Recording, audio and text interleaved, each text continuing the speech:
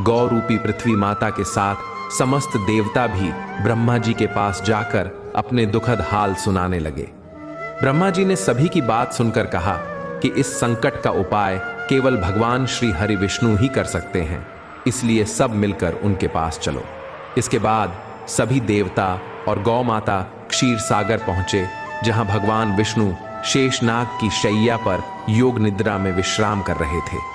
देवताओं ने मिलकर प्रभु की स्तुति की और स्तुति सुनकर जब भगवान की निद्रा टूटी तो उन्होंने आने का कारण पूछा।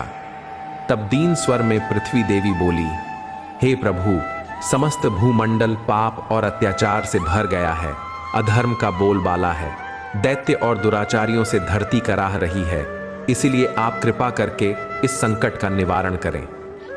यह सुनकर भगवान श्री हरि विष्णु मुस्कुराए और बोले, ठीक है, मैं स्वयं अवतार लेकर पृथ्वी को दानवों से मुक्त करूंगा। वासुदेव और देवकी के गर्भ से ब्रजभूमि में अवतार लूंगा और अपनी बाल लीलाओं से सबका कल्याण करूंगा। इतना कहकर वे अंतर्ध्यान हो गए। तत्पश्चात देवता और पृथ्वी देवी भी ब्रजभूमि में यादव कुल में विभिन्न रूपों में जन्म लेने लगे। कुछ समय पश्चात एक दिन वासुदेव और देवकी अपने साले कंस के साथ जा रहे थे कि तभी आकाशवाणी हुई, हे कंस, जिस बहन को तू साथ लिए जा रहा है उसकी 8वीं संतान ही तेरी मृत्यु का कारण बनेगी। यह सुनकर कंस ने तलवार उठाई और देवकी को मारने के लिए बढ़ा।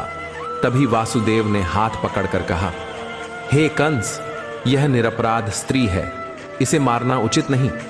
जब जब इसकी संतान जन्म लेगी मैं स्वयं तुम्हें सौंप दूंगा, तुम जैसा चाहो वैसा करना।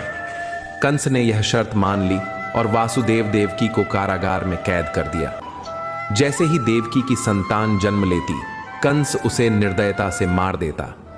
7 संतानें मारी गईं और जब 8वें गर्भ की बात कंस को झांत हुई तो उसने और भी कड़ी सुरक्षा कर दी।